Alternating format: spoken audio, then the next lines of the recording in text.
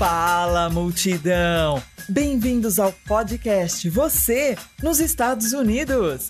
Aqui é a Renata Carvalho e esse podcast é sobre a vida dos brasileiros que imigraram para os Estados Unidos.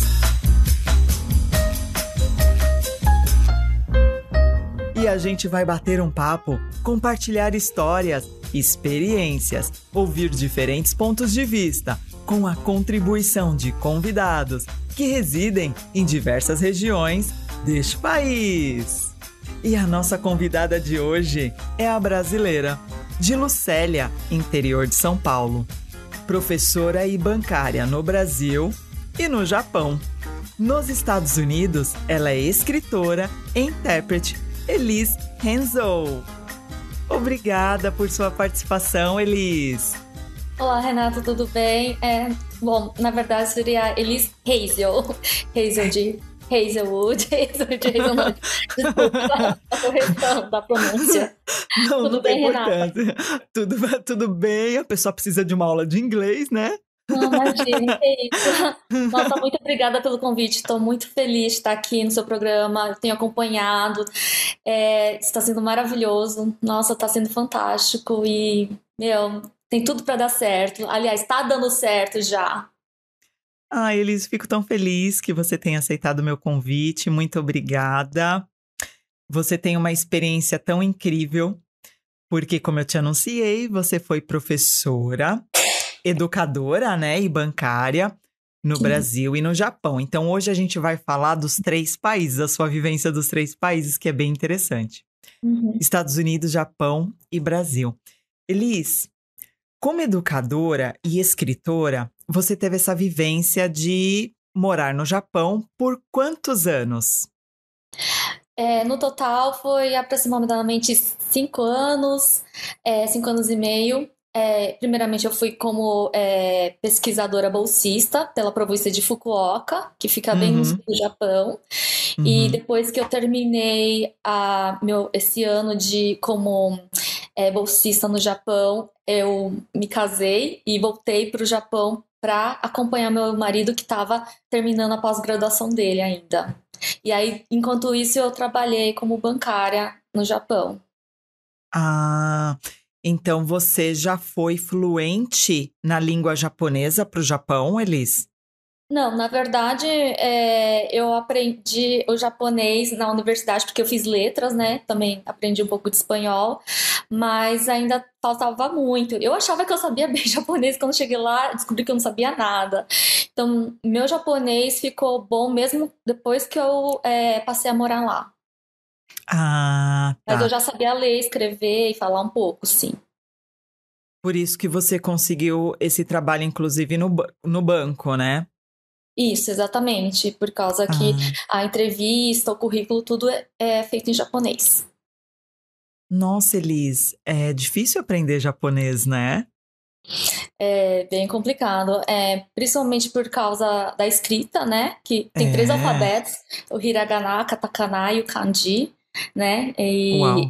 Então você tem que sempre estar praticando, senão você esquece. E o japonês é uma língua complexa porque existe vários níveis de conversação, né? Quando você conversa com uma família é um jeito, quando você conversa com um amigo é outro, quando você conversa com uma pessoa estranha já é outra linguagem, quando você vai conversar dentro de uma empresa é uma linguagem mais corporativa, que é totalmente diferente. Então, realmente é uma língua bem difícil, e também por causa que o Japão tem muitas regras e etiquetas. E você precisa aprender isso para não cometer gafes. Eu trouxe, inclusive, alguns costumes japonês para a gente falar no programa.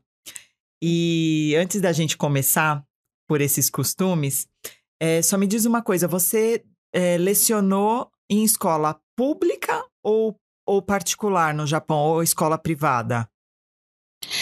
Na verdade, eu lecionei apenas dando aula particular, né? Para estrangeiros, dei aula de português. A minha pesquisa eu fiz em escolas públicas do Japão. Na verdade, a minha pesquisa era justamente sobre educação para crianças estrangeiras no Japão. Porque o que acontece?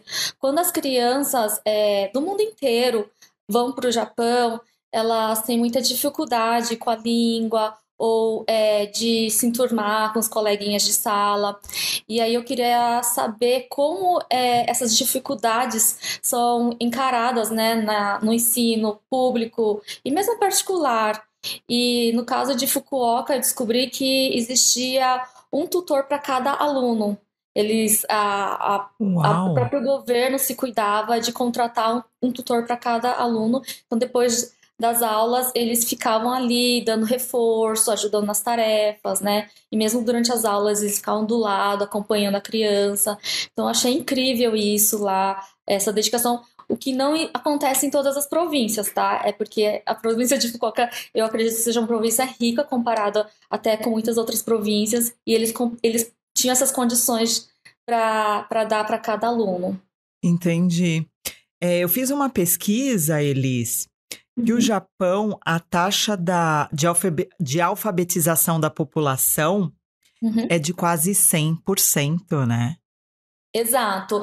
A alfabetização só não acontece, por exemplo, em casos de pessoas que, por exemplo, têm algum problema cognitivo, né, algum problema de aprendizagem, por realmente, assim, por alguma coisa que não é por causa que não foi oferecida, é justamente por causa que às vezes a pessoa não teve condições de aprender, né, entendeu? Mas é praticamente zero a taxa de Alfabetização. Não, ai, desculpa, eu engasguei. Imagina.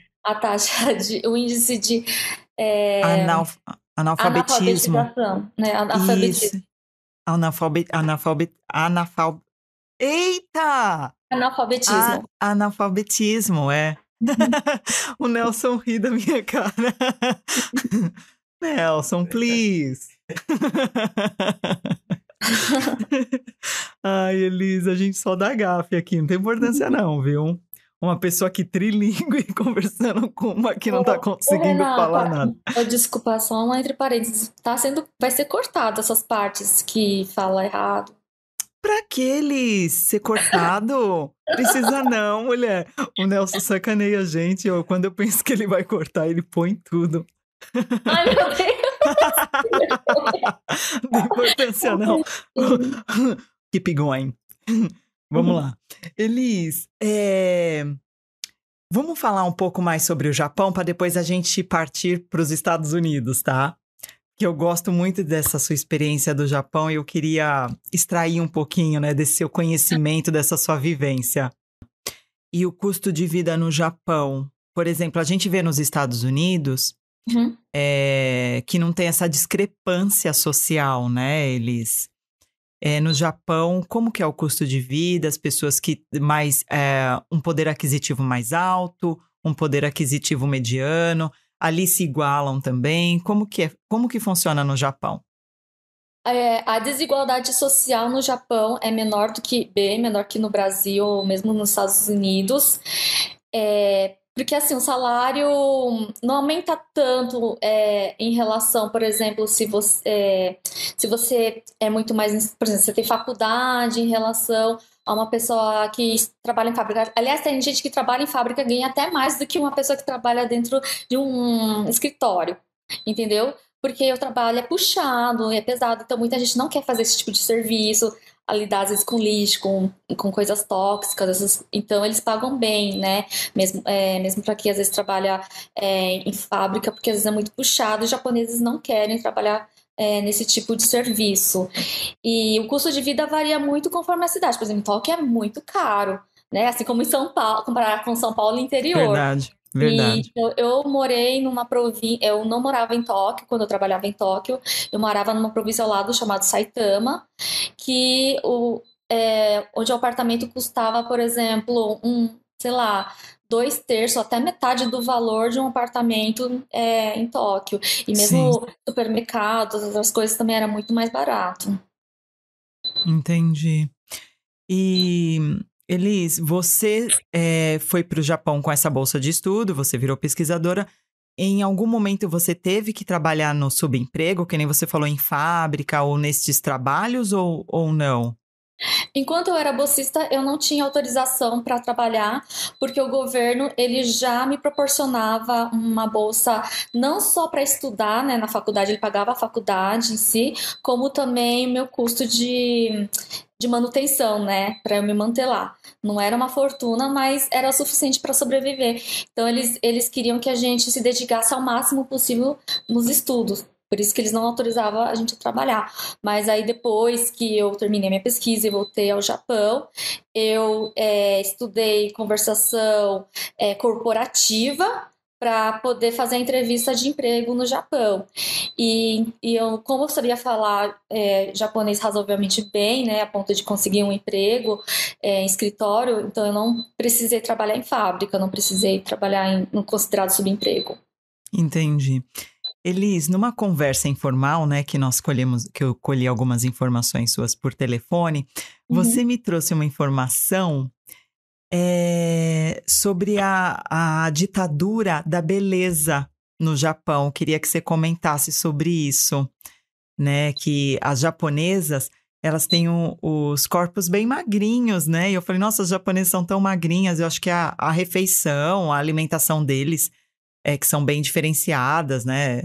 Aí você falou, não, Renata, além da alimentação, existe uma pressão de mídia, né? Para as meninas se manterem bem magras. Então, como que é isso lá?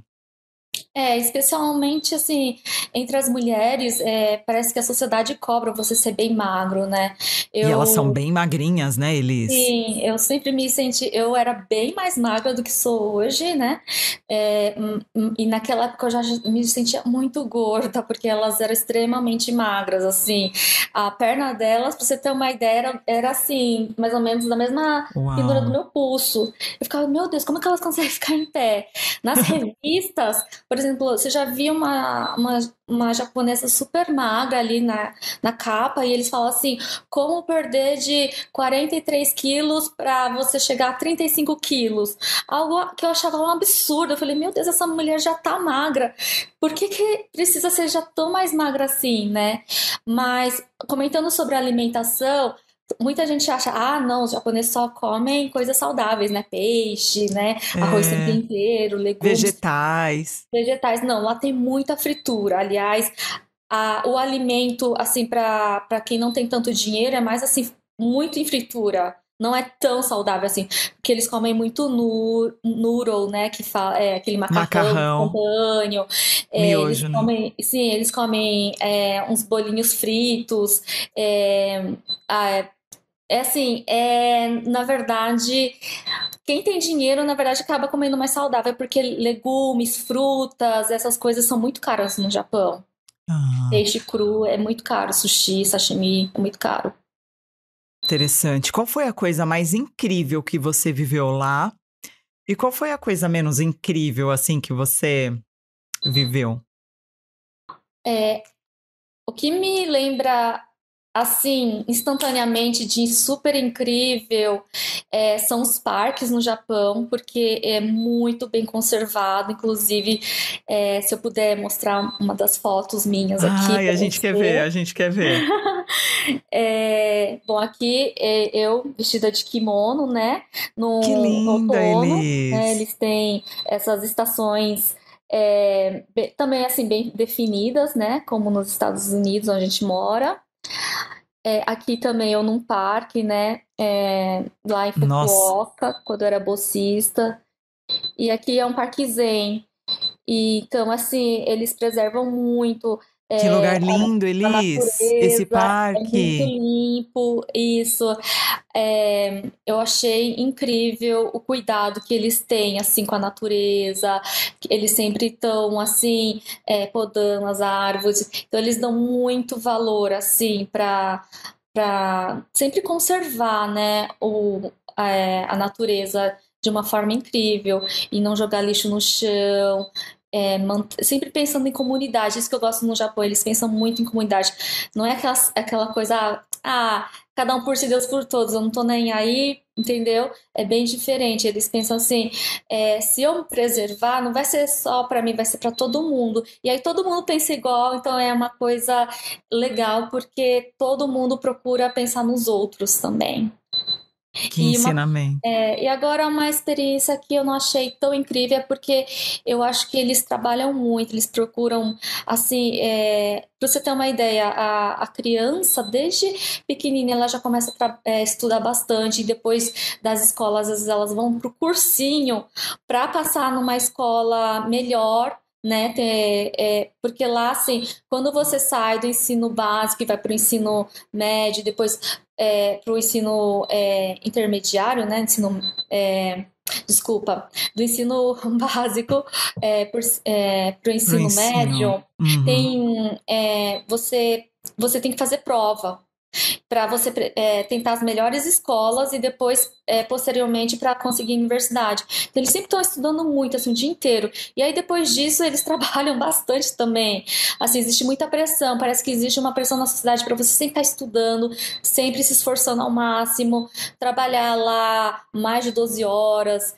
Até 16 horas é super normal. Então, por isso que às vezes eu acredito que muitas pessoas fumam muito, bebem muito, acho que para descarregar todo esse E cansaço. também tem o alto índice de suicídio lá também, né? Suicídios. Sim, um dos maiores do mundo. É, Muitas vezes eu peguei trem que o trem teve que parar por causa que as pessoas se jogavam na frente do trem. Isso foi muito comum. Aí o trem atrasa, você tem que esperar, né, para eles fazerem a averiguação. Inclusive, uma das vezes que eu peguei trem, o nosso trem passou por cima de um idoso. E geralmente isso é uau! proposital, por causa que eles, às vezes, por falta de dinheiro, eles entram em desespero, às vezes por. Existe vários fatores, assim, que levam a pessoa ao suicídio, sabe? Dívidas, às vezes porque foi demitido. Então, para eles, assim, é uma vergonha, assim, eles não conseguem, eles preferem morrer do que ter que enfrentar essa vergonha perante a sociedade, porque eles se sentem fracassados. Então, infelizmente, o índice de suicídio é bem alto no Japão. Nossa, Elis. É uma informação importante que você traz aqui pra gente, né? A Uhum. pressão mental, né, que a gente coloca na gente mesmo e acaba não suportando, né? Inclusive, eu mesma fui contaminada por isso no Japão. Eu nunca imaginei que eu fosse meu primeiro episódio de depressão, síndrome do pânico, na ansiedade. Eu nunca tive isso antes no Brasil. Lá no Japão eu tive, por causa que eu acabava sendo envolvida por esse ambiente, sabe? Eu achava Sim, que parece que as pessoas sempre estão te observando, sempre olhando. Será que essa pessoa está se dando ao máximo? Mesmo será que ela está estudando bastante? Será que ela está se dedicando? Será que ela está, sabe, se esforçando? E eu ficava com isso na minha cabeça. Então você acaba claro. sendo envolvido por esse ambiente, falar, nossa, todo mundo ali trabalhando, se ralando de estudar, então você fala, eu preciso, eu preciso, eu preciso, então às vezes você acaba deixando outras necessidades de lado. E eu acho que a vida não é só isso, a gente precisa se divertir também, a gente precisa ter nosso momento de lazer, de descanso, né? E infelizmente isso no Japão eu acho que falta um pouco. Eu acho que eles precisariam trabalhar menos e se divertir mais, né? A gente até brinca que os brasileiros deveriam aprender com os japoneses, digamos assim, no sentido. Não que os brasileiros não trabalham bastante, lógico, depende muito, assim, né? Mas às vezes tem aquela coisa assim de, deixa pra lá, né? Vou me divertir. E no Japão, assim, eles falam, não, tem que trabalhar, tem que trabalhar, tem que trabalhar, tem que estudar. E eu acho assim, no brasileiro, o que eu acho legal é que eles sabem aproveitar a vida, aproveitar o momento assim com a família, com os amigos, enquanto que no Japão isso falta bastante. É. Elise, eu trouxe umas curiosidades do Japão, aí a gente vai interagindo. Uhum. Essas informações eu colhi no blog Alma Viajante do Felipe Morato Gomes, que é um blog dessa pessoa, tá? Só estou citando a fonte porque eu colhi do blog dele. Uhum. Então, a primeira coisa que ele aponta aqui no blog, né? Ninguém fala no metrô. Não absolutamente assim. Você pode falar no metrô, mas tem que falar com voz baixa. Várias vezes minhas amigas, até o meu esposo falou, fala mais baixo, porque eu tenho Uau! costume de falar alto, não pode falar no celular de jeito nenhum. Você tem que sempre deixar o seu celular no modo vibrador ou no modo silencioso para não perturbar os outros, porque eles sempre se preocupam muito em não incomodar os outros. E principalmente também barulho, você nunca pode fazer qualquer barulho assim, acima do normal, depois das 10. Aliás, já na verdade, já não se deve fazer barulho, assim, é um nível de barulho bem menor comparado com o que se vê no Brasil ou nos Estados Unidos. Mas, em especial, dentro do trem, sim, você de preferência deve ficar em silêncio. Se quiser conversar, conversa em voz bem baixinho. Ai, não consigo, Elis. Tem que lembrar. Ou senão Ai, eles olham com gente. uma cara feia. Assim, quando alguém tá falando alto, ou às vezes acontece de alguém falar assim no celular, eles olham bem feio, todo mundo fica te encarando. Você passa Uau, vergonha. eu imagino. É o tempo todo centrado no coletivo mesmo, né? E É, preocupado com o coletivo. Não se exato. fuma na rua. Olha, lá tem lugares que são como se salas fechadas, né? Próprias para você fumar. Então, você realmente não pode fumar em qualquer lugar. Quando eu trabalhava no centro de Tóquio, então dentro dos prédios mesmo existem as próprias salinhas de fumante. Então, também não se deve ficar fumando na rua, na calçada, por aí. Você deve ir dentro dessas cabines para fumantes. E o que o site até aponta, o blog, é que a preocupação é que as crianças também não vejam, né, adultos fumando, né? É a questão do bom exemplo, sim. Exatamente. Eu achei muito legal. E não há caixotes de lixo nas ruas. Na minha rua, no Brasil, tinha até sofá. Tinha É, cama, tinha tudo. não, quando você precisa jogar sofá, algo grande, você tem que pagar para levar esse lixo. Você compra uma espécie de um selo, vai até a prefeitura e compra um selo, e aí você reserva um horário e eles vêm recolher. Então, o lixo. Assim, a questão do lixo é muito importante lá. Você tem que separar. Isso depende de província para província. Não onde eu morava, eu tinha que separar direitinho o plástico, vidro, metal, né, papel, papelão, tudo separadinho. Eu podia fazer isso em qualquer dia da semana, mas em alguns lugares você só pode jogar em determinados dias da semana. Por exemplo, quinta-feira é só papel. Sexta-feira, só plástico. Você não Uau! pode misturar, senão Gente, é os tudo vizinhos muito. eles reclamam, eles falam, não, hoje não é dia de jogar metal, hoje não é dia de jogar plástico. E se você quer jogar uma coisa assim, uma televisão assim, ou você doa, né? Ou você pede para vir buscar, né, uma empresa particular, ou no caso, comprar esse selo e marcar o horário, aí eles vêm e buscam. Então, para você jogar o lixo, você tem que pagar, literalmente. Caramba. Lixo Os grande. japoneses usam máscaras hospitalares para proteger os outros. Então, assim, mesmo antes da pandemia, né? Exatamente. Toda vez que você pega gripe, assim, as pessoas procuram usar máscara justamente para os outros não pegarem gripe. Lógico que também às vezes você usa para você não pegar gripe, para você se proteger, né? Sim, Quando às vezes em época de frio, às vezes eu usava para me proteger, mas quando eu pegava gripe também eu sempre usava máscara para não passar para para os outros. proteger os outros. Que Isso. lindo. Isso é um costume. Oferecer gorjeta é um insulto. Sim, Oferecer gorjeta. sim, é um insulto. Só para contar uma história do meu tio uma vez, eu não lembro, eu acho que ele estava no estacionamento e daí eu acho que alguém fez um favor para ele e aí ele foi dar uns trocados, a pessoa Sim. se ofendeu, ele falou, eu não quero esmola não, sabe, eu não sou Uau. mendigo. Eles ficaram bem ofendidos.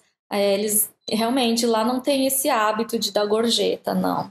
Como aqui nos Estados Unidos, né, Elisa? E eles, Que e tem eles uma sempre atendem. cultura. Exatamente. E eu acho legal que eles atendem bem todo mundo. Eles não esperam gorjeta, porque não tem esse Não, é costume. E insulto, é. você é tratado assim. Eu digo que ser tratado como rei. Eu nunca fui tão bem tratada nas lojas ou nos restaurantes como no Japão. Assim, é um tratamento impecável. Eles discriminam imigrantes? Quer dizer, pelo jeito não, se você tá falando que você era muito bem tratado. Sim, não, eles discriminam imigrantes. É porque, assim, no meu caso, eu não sofri discriminação, ou talvez eu tenha sofrido e eu não percebi. Talvez foi muito sutil, porque às vezes eles falam. É que os japoneses falam de uma forma bem sutil, mas eu não percebi isso. Porque eu acho que porque eu fui, assim, como condição de estudante bolsista, pesquisadora, e depois eu sabia falar bem japonês. Depois, né, de um tempo morando lá, eu sempre... Ou, não é que eu falava bem japonês, é que eu sempre procurei, sempre me esforcei para falar... sempre estudar, me aprimorar no japonês, e eles percebiam que eu me esforçava, sabe, para falar bem japonês, assim, e às vezes eles me corrigiam, então eu agradecia, sempre procurei entrar na linha deles, assim, sempre procurei ter bons costumes, bons hábitos, né, mas assim, para os estrangeiros que não procuram falar japonês, ou que comete várias gafes, assim, de falar alto no trem, ou ficar escutando barulho até altas horas, eles não gostam, realmente. Aí eles realmente acabam discriminando. Ou só pelo fato de você ser estrangeiro também. Existe preconceito. Não vou falar que não existe, porque existe. Embora a palavra preconceito na língua japonesa não existe essa palavra. Mas, na verdade, existe uma palavra parecida, que é sabetsu, que seria assim, fazer diferenciação. Mas eles falam que o preconceito, a discriminação em si não existe, mas existe na verdade. E tem uma coisa aqui que eu achei bem interessante, que a pessoa nunca deve brindar com um tim-tim. Porque... Aí, tá vendo? Eu explico ou você explica? Eu falo ou você fala o que significa tim-tim? Então, por favor. Então, eu vou contar uma história muito engraçada. Por que não se deve... Então, a pergunta é, por que não se deve brindar com tim-tim no Japão? Conta, Elis. Eu vou, só pra, assim, contextualizar, o Vini, o cantor Vini, né, de muito tempo atrás, Sim. Ele foi pro Japão e uma garçonete serviu ele e ele falou tim-tim, porque ele não sabia falar, ele não sabia agradecer em japonês. Aí a garçonete olhou com os olhos desse jeito, quando ele descobriu que ele morreu de vergonha. É porque tim-tim nada mais é do que a parte masculina do homem em japonês. A parte íntima, né? A parte íntima, então se você falar isso, tudo vai ficar... É como se a gente estivesse brindando assim, né? Pinto! Exatamente isso. Então lá se fala kanpai, né? Não se deve falar essa palavra. Então qual que é a palavra? Então já vamos ensinar o pessoal como se deve brindar em japonês, pra gente não cometer erro. Fala, Elis. Kanpai. Uhul! Kanpai, gente. Ô, Elis, vamos falar então agora da sua trajetória nos Estados Unidos. Você migrou para os Estados Unidos por conta do seu esposo? Como que foi? Onde você vive e há quanto tempo você está nos Estados Unidos? Sim, eu migrei para os Estados Unidos por conta do trabalho do meu esposo, né? Ele atualmente trabalha na Duolingo, já faz quase 8 anos, se eu não me engano. A gente mudou direto do Japão para os Estados Unidos. Ele é brasileiro ou é americano, seu marido? Ele é brasileiro, descendente de japonês, assim como eu. Ah, tá. Uhum. E ele fala também japonês. Então, ele terminou o PhD dele e aí ele já conseguiu emprego. Ele fez entrevista lá do Japão e ele já conseguiu o emprego na Duolingo, que fica em Pittsburgh. Muita gente não sabe, mas a Duolingo começou em Pittsburgh. A matriz é em Pittsburgh, na Pensilvânia. Ai, que bom. Quando ele vê minha pronúncia, ele vai falar Renata Duolingo, por favor. Imagina, não, a gente não é assim porque todos nós estamos aqui para aprender. Eu erro também bastante, todo mundo comete erros, não, imagina. Ô, Elis, qual que é o seu trabalho nos Estados Unidos? Você é escritora e intérprete, né? Sim, bom, eu sou escritora de livros infantis, né? Esse é o primeiro livro infantil que eu publiquei Então, chama Meu Amigo Manuel. Na Então, verdade, pera, paralisa mais na tela, assim, ok. Uhum. Que lindo. Esse livro aqui é de uma editora portuguesa chamada Flamingo, mas ela Uhum. tem uma subsidiária no Brasil, então também ela é vendida tanto na Europa, né, quanto no Brasil.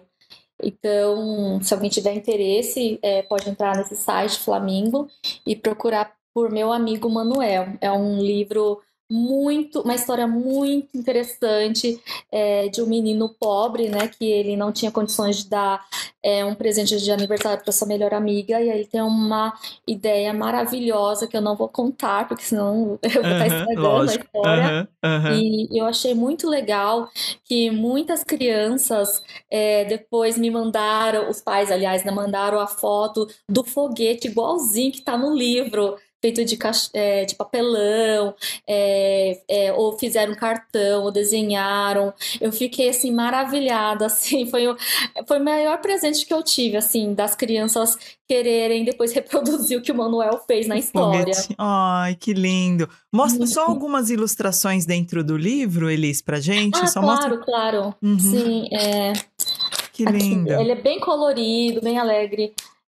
Foi uma ilustradora da própria editora que fez, né? E eu pedi para ela, Uhum. eu queria que fosse uma coisa bem alegre, bem assim, para que as crianças se inspirassem na história do Manuel. Que que assim, você não precisa de dinheiro necessariamente para conseguir as coisas. Se você souber usar a sua imaginação e a sua criatividade, você consegue também, de outras formas, chegar lá onde você quer. Que É lindo, isso. Elis. E aí o Mamães, comprem o livro da Elis. Tão linda essa história. É lindo Obrigada. esse ensinamento, né, Elis? É Eu gosto. generoso, é genuíno. Eu sempre gostei muito de educação desde a faculdade. Eu sempre já me interessava por outros métodos de ensino que não o tradicional, né? E Uhum. então foi por isso que eu quis também estudar educação no Japão. E aí esse livro aqui, desculpa, What Meg Likes to Learn, é em inglês, meu primeiro livro em inglês, pela editora Balboa Press, que é uma subsidiária da Hay House. A Hay House é uma editora bem famosa nos Estados Unidos que vende livros de autoajuda. Foi fundada por uma escritora chamada Louise Hay, que ela tem uma história incrível de vida, assim, de luta. Ela sofreu muito na vida dela e mesmo assim ela é super positiva, super alta astral, assim. Ela escreveu livros maravilhosos que eu já lia desde a minha adolescência no Brasil, assim. Então eu já O era fã poder da dela. cura, não é? Ela tem esse livro, não tem o poder da Você pode cura? curar a sua vida. Isso, você pode Esse curar a livro. sua vida. E esse livro foi ilustrado por uma amiga minha lá da Rússia. E Uau, que ela é lindo. assim fantástica, essa ilustradora, assim, ela é muito talentosa. E E esse qual é a livro, tradução? Vamos falar pro pessoal, qual a tradução do seu título, desse em inglês? o que a Meg gosta de Gosta de aprender? aprender. Sim. Então, bom, como o título já fala, é sobre aprendizado. Por que eu quis escrever sobre aprendizado? Assim, essa história foi um pouco baseada na história da minha mãe, porque a minha mãe sempre gostou muito de aprender línguas, aprender de tudo. Ela sempre foi curiosa, muito esforçada. Ela sabe japonês fluente, ela aprendeu espanhol, já tirou Cervantes nível máximo de primeira. Ela, assim, tudo que ela ela sempre conquistou, mesmo vindo de família bem pobre, humilde. E eu vi assim, o quanto baseado nela, e mesmo no meu pai, que também teve assim, uma infância bem pobre, o quanto o conhecimento é uma arma, uma ferramenta assim, imprescindível na vida de qualquer pessoa. O conhecimento é o nosso maior poder. Patrimônio. Maior Patrimônio. patrimônio. Porque dinheiro você pode perder, né? Várias coisas você pode perder, mas o conhecimento você não perde. E a minha mãe sempre me ensinou uma coisa: tudo que você aprende na sua vida, você vai utilizar de alguma forma. Lógico que assim, tem as suas exceções, mas assim, não é um desperdício. Você fala assim, mãe, eu quero fazer o curso, mas não sei se eu vou aproveitar. Ela falou, não, faça, filha, faça, porque isso vai te ajudar, talvez, em outras coisas, entendeu? Por exemplo. língua japonesa, só para dar um exemplo. Eu nunca imaginei que eu fosse usar a língua japonesa. E no fim, graças a isso, eu consegui uma bolsa de estudos, que aí levou a conhecer meu marido, que aí levou eu voltar a morar no Japão, e foi uma experiência incrível. Então, nesse livro eu quis mostrar a importância de se aprender, né? E você tem esse gosto pelo aprendizado, porque você pode ter um grande prazer em aprender as coisas se você quiser, entendeu? Só que esse livro, assim, ele é já mais simples, assim, como é meu primeiro livro em inglês, ele já tem uma linguagem mais simples, ele é um livro mais repetitivo, mas, assim, ele é encantador pelas ilustrações, como você pode ver aqui. Que lindo, Elis. Elis, e quanto que custa o meu amigo Manuel? Quanto que ele tá saindo no Brasil?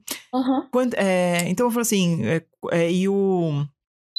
e essa versão em inglês também, What Meg Likes to Learn.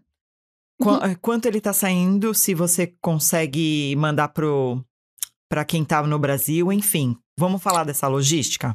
Ok, no Brasil, meu amigo Manuel tá custando R$ 30 já com frete incluso, mas isso Legal. não todas as livrarias, tá ok? Eu tô falando da Flamingo, se eu não me engano, a Livraria Cultura também tá com frete, inclusive você tem que verificar, porque tá em todas as livrarias praticamente do Brasil, e em Portugal também, nas maiores livrarias também tá, inclusive eu descobri que durante esse mês, né, até metade do mês que vem, tá em destaque na FINAC, em uma cidade de Portugal, no sul de Portugal. Fiquei super feliz, super lisonjeada que tá em destaque, tá custando 12 euros. E ele também é enviado em qualquer parte da Europa, mas aí tem o frete, né? Se for fora de Portugal, tem o frete. What Meg Likes to Learn, ele tá custando $13,95, né? E ele também pode ser enviado a qualquer parte do mundo, só que ele fica mais caro por causa do frete. E eu descobri que ele tá na Amazon Brasil, só que ele tá custando R$ 150. Uau.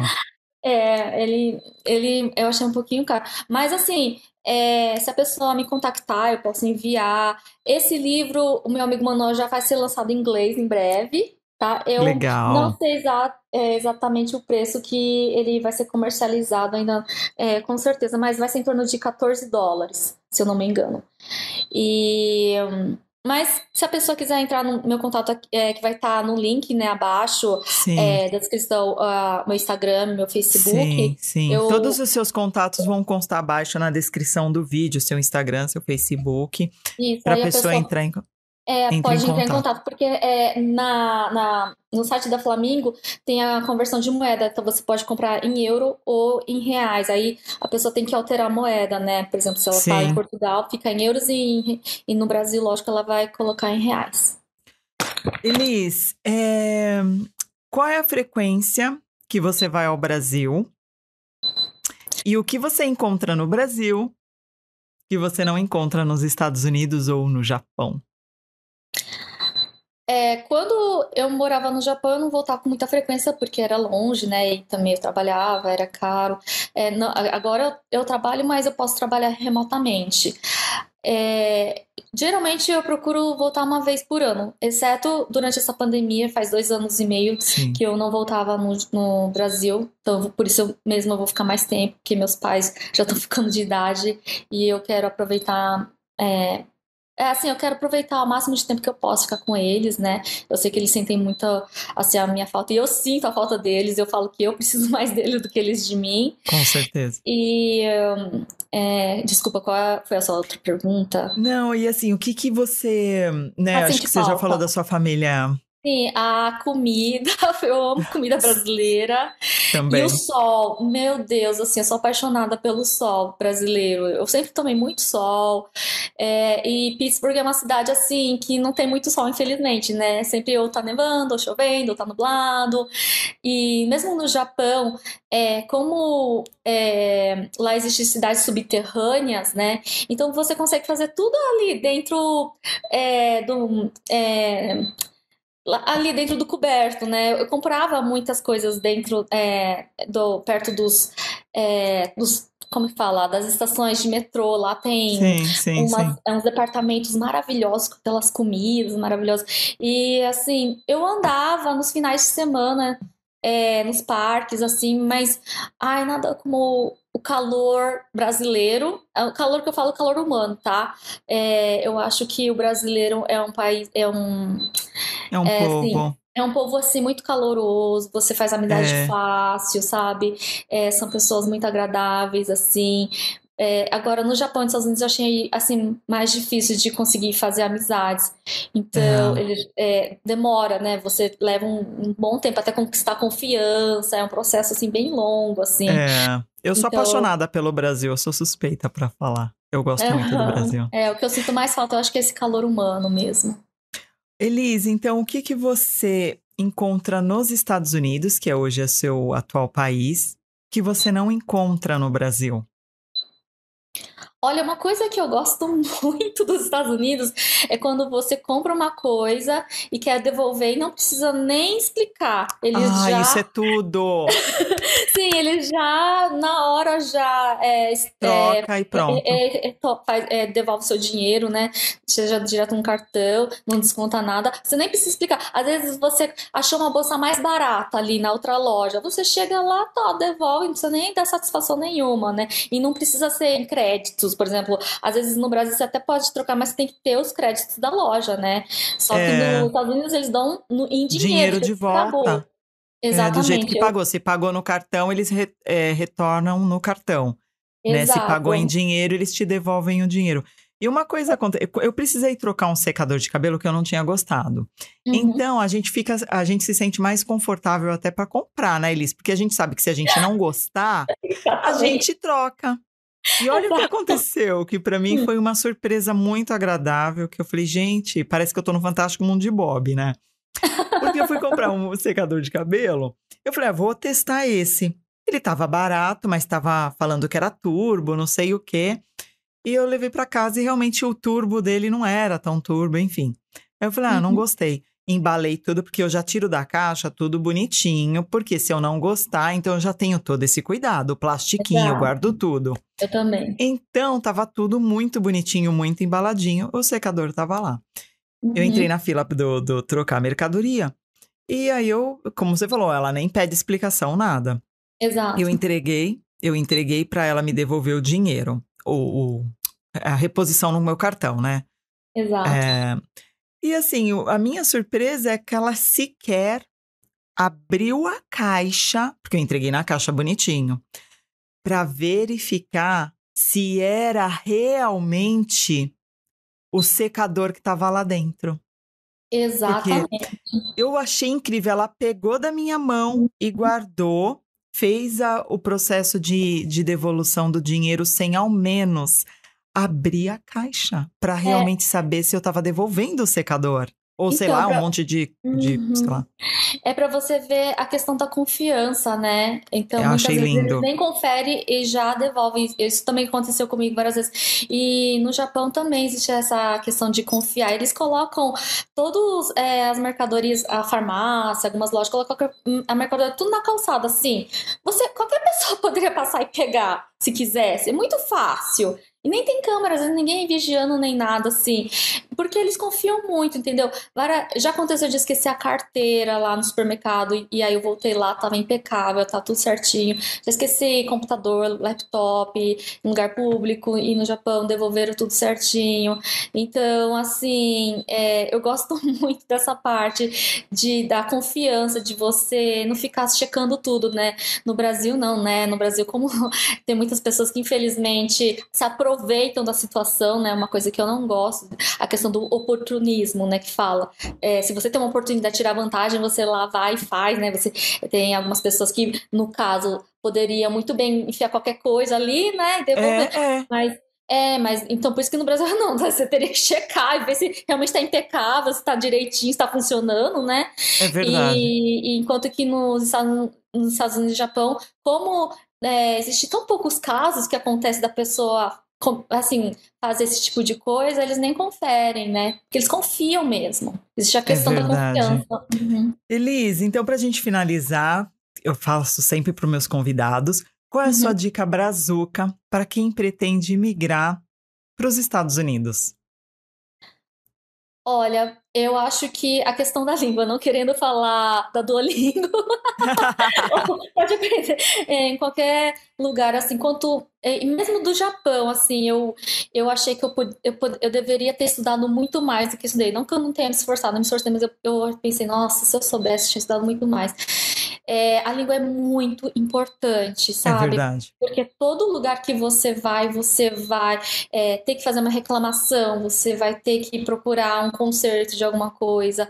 Tudo, a língua. Já vem a questão da informação, do conhecimento, o poder do conhecimento, né? Eu achei assim. Assim, felizmente, quando eu cheguei nos Estados Unidos, eu já tinha até que um bom nível de inglês, então não tive esse problema tanto assim de adaptar com a língua, mas às vezes assim tinha algumas gírias, algumas coisas que às vezes eu não entendia direito, e aos poucos eu fui aprendendo, e eu percebi que quanto melhor você souber a língua, mais fácil a sua vida vai ficar, principalmente a língua falada. Eu ficava muito preocupada em aprender gramática, ficar nos livros, né? Principalmente quando eu aprendia japonês, eu ficava ali treinando os kanjis, treinando, e no fim eu não usei tanto, o que eu usava mais mesmo era a conversação ali. O dia a dia. O dia a dia, principalmente conversação. Por favor, se vocês vierem para os Estados Unidos ou qualquer lugar do mundo, aprenda o máximo que puder a língua, tá? Não fica pensando, quando chegar lá eu aprendo, a gente vai absorver. Não, procura aprender o máximo que puder antes, que vai facilitar muito. Muito boa a sua dica. Por isso que a gente entrega esse conteúdo, Elis, de graça pro pessoal, sabe? Com várias dicas, com experiências reais de pessoas como você, os outros convidados. Eu acho que é uma troca tão rica, sabe, Elis? E aí eu peço pro pessoal, né, que a gente faz esse programa com tanto carinho, para se inscreverem no canal, para dar o like, para compartilhar, né, Elis? É tão importante, para comentar o que achou da entrevista. E eu acho isso fundamental pra gente, pro YouTube reconhecer também que a gente tá entregando um material bacana e de qualidade, né, Elis? Uau. Elis, pra finalizar, você quer deixar suas redes sociais, seus contatos? Vão constar abaixo na descrição do vídeo, mas a gente fala aqui também pra finalizar suas redes sociais. Bom, para quem quiser me procurar nas redes sociais, no Instagram, eu tô com underline, né? Elis Hazel e underline. E no Facebook seria Elis Hazel PGH, né? De Pittsburgh. Aham. Né? Aí tem um arroba na Elis frente. Hazel PGH. Arroba, Tá. Entre aspas, meu nome artístico, meu nome de escritora. Lindo. Elis, meu Instagram, para quem quiser também me acompanhar, é Renata Carvalho EUA, de Estados Unidos da América, Renata Carvalho EUA. Gostaria muito de encontrar vocês lá também para me seguirem no Instagram. Seguir a Elis. É verdade. E comprarem também os livros, né, da Elis, meu amigo Manuel, What Meg Likes to Learn. Eu também agradeço. Tá muito legal. Eu acho que passa uma mensagem que as crianças estão precisando, né, Elis? Que é de generosidade, de aprendizado, de contribuição. Eu acho lindo o seu trabalho. Ai, obrigada, Renata. Tô até emocionada. Nossa, muito obrigada mesmo. Eu quero isso, sempre passar uma mensagem positiva, uma coisa que as crianças possam utilizar futuramente, sabe? Ou no dia a dia, porque eu me preocupo muito com as próximas gerações, né? De sempre pensar em comunidade, pensar em crescimento, sabe? Eu acho que todos nós aqui estamos aqui para aprender, para evoluirmos sempre. Então, é isso que eu quero. Esse é o meu objetivo, de transmitir essa mensagem para as pessoas e para as crianças em especial. Você eternizou sua obra escrevendo um livro. Lindo, lindo, lindo, lindo. Obrigada, Renata. Muito obrigada. Eu é que agradeço a participação, Elis. E boa sorte, sucesso, boas vendas e sucesso sempre. Eu desejo todo o sucesso para você. Eu acho lindo o seu trabalho. Assim, o quanto você se dedica, essa paixão, sabe? É contagiante, assim. Eu fico inspirada em você, assim. Você, olha... Eu vou começar a chorar, gente. Eu vou parar. Eu, então? Não, mas assim, eu te admiro muito, Renata, sabe? Porque você faz assim, sabe? Com muito amor, com muito carinho, assim, muito profissional. Desde que você contactou, né, pra fazer a entrevista, eu falei, gente, que profissionalismo, né? Toda a organização que você teve de já explicar antes, né? E a gente ter aquele bate-papo. Então, eu falei, nossa, eu apoio muito o seu trabalho, acho lindo. E eu tenho certeza que vai ser um grande sucesso. Já tá sendo sucesso, mas vai ser ainda muito maior. Amém, Elis. Muito, muito, muito obrigada, Elis. Meu forte abraço para você. E muito obrigada por você compartilhar seu conhecimento e a sua obra com a gente. Ok. Um beijo para vocês nos assistindo e para você, Renata. Muito obrigada. Um beijo. Tchau, tchau. Tchau. Gente, um recado final. Esse conteúdo está disponível nas 2 plataformas, no YouTube e no Spotify. Se você está gostando das entrevistas e gostaria de contribuir com doações para o crescimento do canal, o link do Patreon está aqui embaixo na descrição do vídeo. Assim como a Elis. Se você que é brasileiro, mora nos Estados Unidos e gostaria de compartilhar a sua jornada com a gente, me escreva. O nosso e-mail está aqui embaixo na descrição do vídeo. Se esse conteúdo faz sentido para você, compartilhe. Se inscreva, dê sua opinião. É muito importante para a gente. Um forte abraço e até o próximo vídeo.